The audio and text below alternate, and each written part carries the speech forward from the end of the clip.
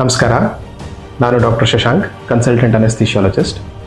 ಶಸ್ತ್ರಚಿಕಿತ್ಸೆ ಅಂದ ತಕ್ಷಣ ಭಾಳ ಜನರಿಗೆ ತುಂಬ ಭಯ ಬರುತ್ತೆ. ಅವ್ರ ಮನಸ್ಸಿನಲ್ಲಿ ಸುಮಾರು ಪ್ರಶ್ನೆಗಳು ಹುಟ್ಟುತ್ತೆ. ನನಗೆ ತುಂಬ ನೋವಾಗುತ್ತಾ, ನನಗೆ ಏನಾದ್ರು ಹೆಚ್ಚು ಕಡಿಮೆ ಆಗ್ಬಿಡುತ್ತಾ ಅಂತ.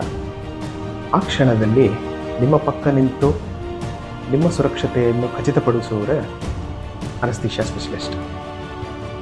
ಅನೆಸ್ಥಿಷಿಯಾ ಅಂದರೆ ಜಸ್ಟ್ ನಿದ್ದೆ ಬರೆಸೋದು ಅಂತಲ್ಲ, ಇದು ಒಂದು ವಿಶಾಲವಾಗಿರುವ ಸಂಪೂರ್ಣ ವಿಜ್ಞಾನ.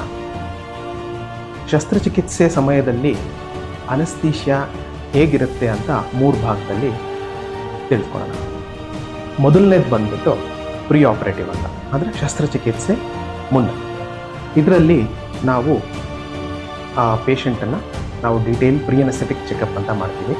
ಅದರಲ್ಲಿ ಒಂದು ವೇಳೆ ನಿಮ್ಮಲ್ಲಿ BP, ಶುಗರ್, ಹಾರ್ಟಿಂದು ಅಥವಾ ಥೈರಾಯ್ಡ್ ಸಮಸ್ಯೆ ಅಥವಾ ಹಲವಾರು ಸಮಸ್ಯೆಗಳೇನಾರ ಕಂಡುಬಂದಲ್ಲಿ ಅದಕ್ಕೆ ತಕ್ಕಂತೆ ನಾವು ವೈಯಕ್ತಿಕವಾಗಿ ಸೂಕ್ತವಾಗಿರುವ ಅನೆಸ್ಥಿಷಿಯಾನ ಚೂಸ್ ಮಾಡ್ತೀವಿ.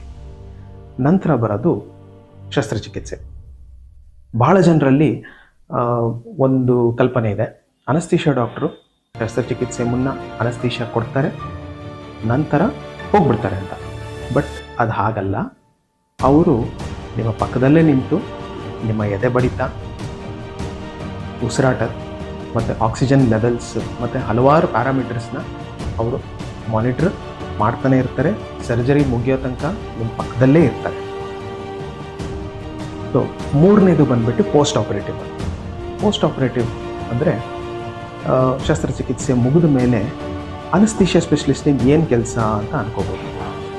ಇದರಲ್ಲಿ ಒಂದು ಸರ್ಜರಿ ಆಗಿರೋ ಪೇಷಂಟಿಗೆ ಭಾಳ ಬೇಗ ಚೇತರಿಕೆ ಆಗುವಂತೆ, ಪ್ಲಸ್ ನೋವು ಕಡಿಮೆ ಆಗೋ ಥರ ನಾವು ಏನೇನು ಕ್ರಮ ತಗೋಬೇಕೋ ಅದು ಅನೆಸ್ಥಿಷಿಯಾ ಸ್ಪೆಷಲಿಸ್ಟ್ ಅವ್ರದ್ದು ಕರ್ತವ್ಯವಾಗಿದೆ. ನಮ್ಮಲ್ಲಿ ಸ್ಪೈನಲ್ ಅನೆಸ್ಥಿಷಿಯಾ, ಜನರಲ್ ಅನೆಸ್ಥಿಷಿಯಾ, ಎಪಿಡ್ಯೂರಲ್, ಪ್ರಾದೇಶಿಕ ನರ್ವ್ ಬ್ಲಾಕ್ಸ್ ಅಂದರೆ ರೀಜ್ನಲ್ ನರ್ವ್ ಬ್ಲಾಕ್ಸ್ ಮತ್ತು ಲೇಬ್ರಲ್ ಅನಲ್ಜೆಸಿಯಾ, ಪೇನ್ ಕ್ಲಿನಿಕ್ ಸರ್ವಿಸಸ್ ಇರುತ್ತೆ.